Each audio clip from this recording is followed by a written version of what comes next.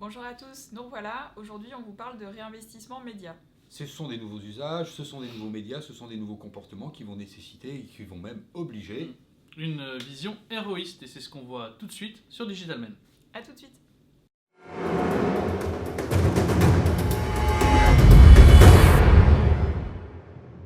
Et bonjour Anne. Salut Lionel. Et salut Mathilde. Salut Lionel, salut Anne, bienvenue à tous pour cette nouvelle vidéo sur les réinvestissements. Réinvestissement média grâce à des nouveaux comportements, des nouvelles cibles, des nouveaux usages.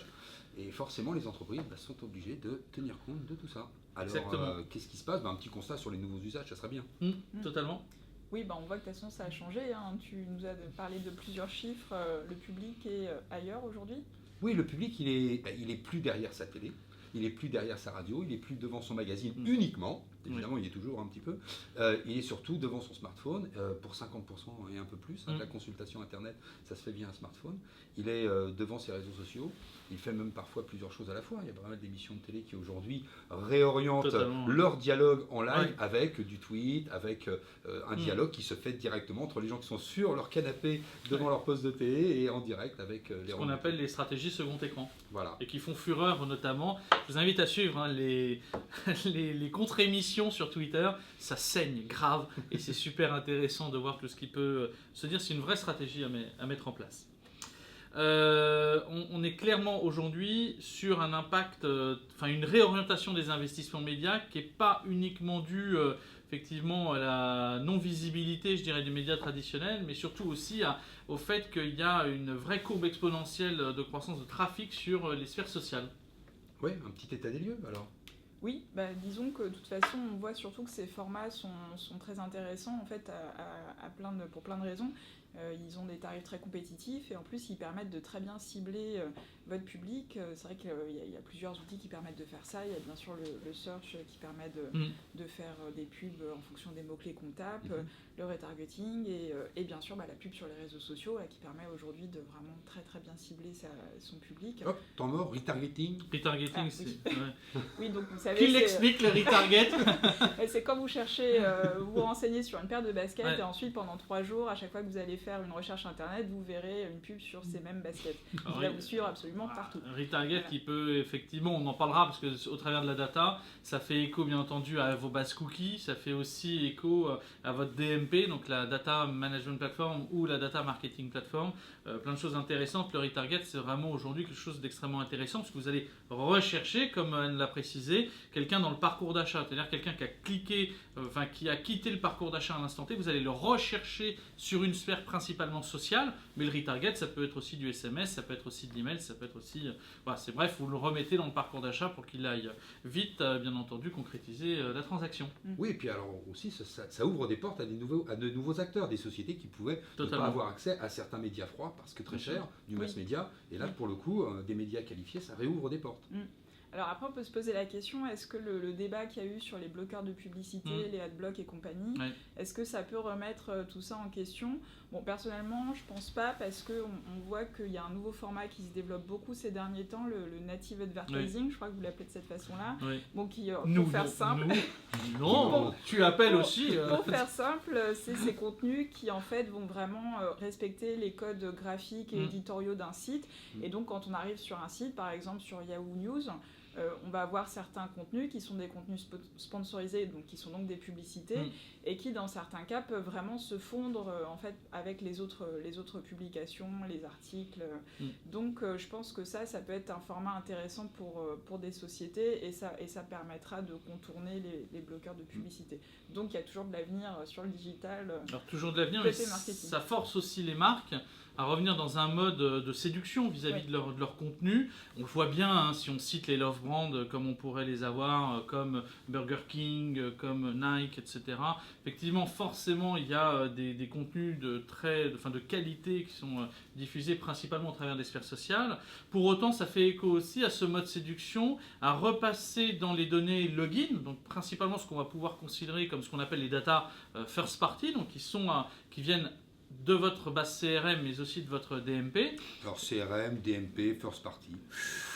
ça y va. Ting, ting, Alors ting, ting. CRM, Customer Relationship Management, donc c'est toute la plateforme de vos données login traditionnelles et par extension la DMP, donc votre Data Management Platform ou Data Marketing Platform, c'est une ouverture finalement aux données anonymes. Donc toutes les données principalement issues d'ID médias. Donc on ne connaît pas la personne nominativement parlant, mais on est en mesure de pouvoir quand même lui adresser un message. Et ce qui est intéressant, c'est que finalement toutes les marques qui aujourd'hui se sont structurées pour revenir dans un mode de séduction avec des données plutôt en first party, n'ont pas à craindre particulièrement donc des personnes qui ont donné leur email, leur login, leur token social, n'ont pas à revenir finalement dans ce mode séduction, parce qu'ils y sont de fait. Donc effectivement, le mode séduction, il est nécessaire. Il faut séduire en tant que marque finalement l'audience à qui on adresse un message. Mais alors avec tous ces indicateurs, il va falloir quand même savoir les interpréter. Il ne Oui. faut pas faire n'importe quoi avec ce que l'on reçoit, Oui. avec ce que l'on perçoit, Et non. par toutes ces données que tu viens de nous citer avec toutes ces plateformes. Ouais, c'est vrai qu'en plus, il y en a beaucoup. Et alors, ils sont tous intéressants, mais chacun va être intéressant que dans certains cas de figure. Donc, je pense qu'il faut vraiment bien étudier ça avant de lancer un projet pour savoir ce qu'on suit. Parce que je prends un exemple, le taux de conversion, c'est un indicateur qui est toujours intéressant. Après, si votre objectif, c'est plutôt de faire connaître votre marque et d'attirer de nouveaux visiteurs, c'est peut-être pas finalement plus important.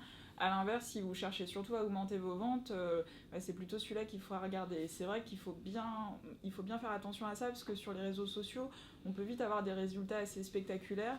Il suffit de lancer un petit jeu gratuit, on aura très vite un nombre de fans très important.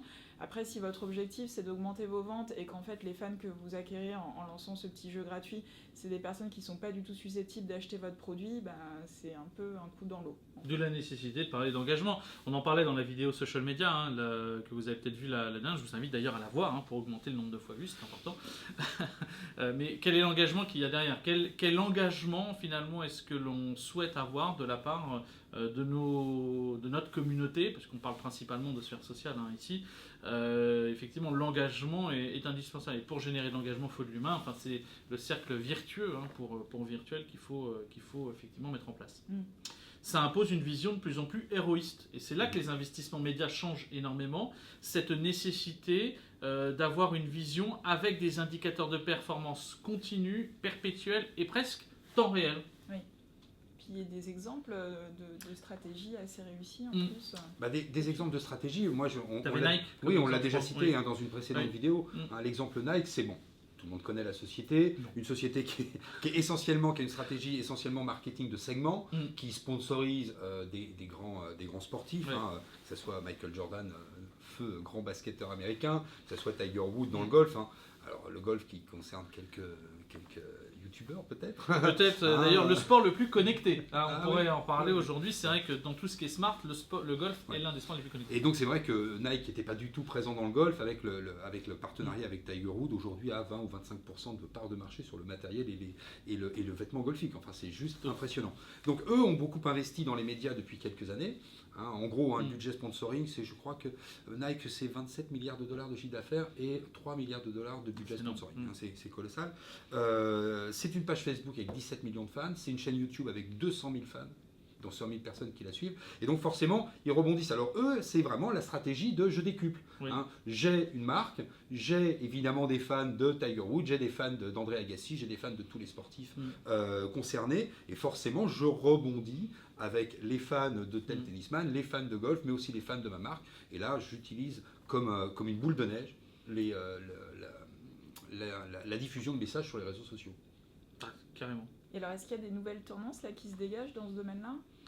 Alors la tendance, oui, alors les tendances sont énormes, mais les tendances, c'est particulièrement cette vision héroïste, c'est-à-dire peut-être à l'extrême, finalement, parce qu'on parle beaucoup de data-driven company, de marketing data-driven, de marketing dont la plupart des actions sont la conséquence à une interprétation de data, data historiquement plutôt déclarative, data quantitative et data de plus en plus comportementale. Et c'est à l'issue d'un comportement et d'une action d'un consommateur en face d'un média et d'une audience qui a été adressée par un annonceur qu'il va y avoir un comportement analysé, et en fonction de ce comportement, on va adresser un message. C'est de la programmatique au-delà de la problématique bête et méchante, c'est la problématique assez comportementale. Mais ce qui fait que finalement, on pourrait revenir, et c'est une discussion qu'on avait avant